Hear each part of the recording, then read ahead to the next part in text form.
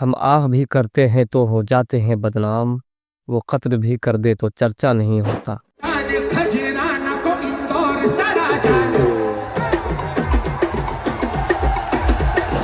آج ہم بات کرنے والے ہیں ناجائز و حرام طریقے سے نوری نماٹی میں ہونے والی مروجہ قوالی کے بارے میں۔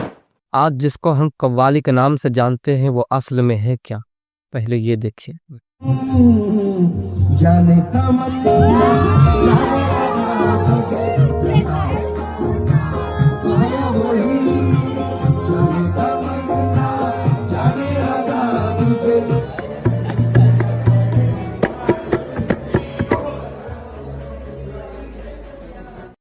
اب قوالی کا اصل معنی ہے کیا، اسے بھی تھوڑا جان لیجئے۔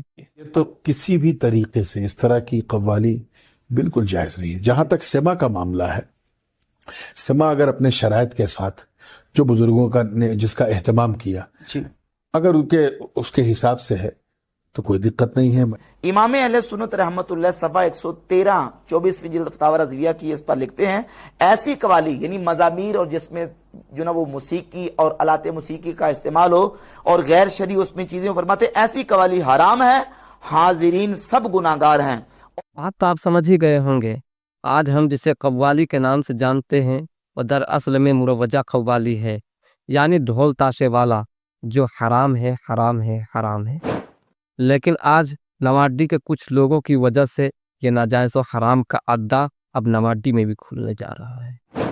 اب میں کیا ہی بولوں، یہاں کچھ لوگ ایسے بھی ہیں جو انسانی چہرے کے پیچھے شیطانی خیالات رکھتے ہیں اور بے حیائی بے غیرتی کا مظاہرہ کرنے کے لیے پوری تیاری کی جا رہی ہے، جو 25 فروری کو ہونے جا رہا ہے، اور یہ بہت ہی افسوس کی بات ہے۔ اور نواڈی کے عوام الناس اتنے بے غیرت بے ہوش ہو کر سو گئے ہیں کہ وہ جس کو قوم کا رہنما بنا کر مسند پر بٹھایا ہے، یعنی جس کو صدر کے حیثیت سے چنا ہے، وہ برائی کو روکنے کے بجائے خود اس غلاظت بھری برائی کو انجام دینے کے لیے نیتاؤں کے پیچھے پیچھے گھوم رہا ہے۔ اور نواڈی کے سارے لوگ خاموش ہو کر گاؤں اور محلے کی بربادی کا تماشا دیکھ رہے ہیں۔ اللہ! لیکن نواڈی کے علماء کرام اس برائی کو روکنے کے لیے پوری کوشش کر رہے ہیں، لیکن بہت ہی افسوس کی بات ہے عوام ان کا ساتھ دینے کے لیے تیار نہیں ہے، سوائے چند لوگوں کے۔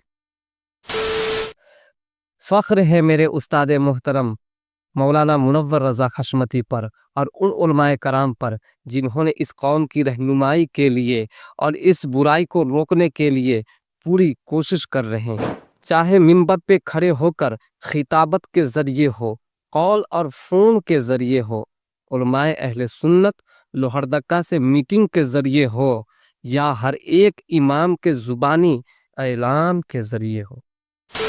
ایسا معلوم ہو رہا ہے جیسے میرے استاد محترم اپنی زبانی انداز میں یوں کہہ رہے ہو، استاد ہوں اس پر ملال تھوڑی ہے، ملک کا مستقبل سنوارنا آسان تھوڑی ہے، بس استاد ہی فکر مند ہے سب کے عروج کے لیے، یہاں کسی کو کسی کا خیال تھوڑی ہے، اور مزہ تو تب ہے کسی خاک کے ذرے کو منور کر دو، صرف اپنی ذات کو روشن کرنا کمال تھوڑی ہے، اور مٹانا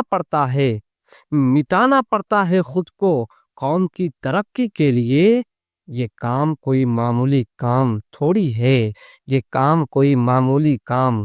ہے، خدا ہم سب کو حق بات بولنے کی توفیق عطا فرمائے۔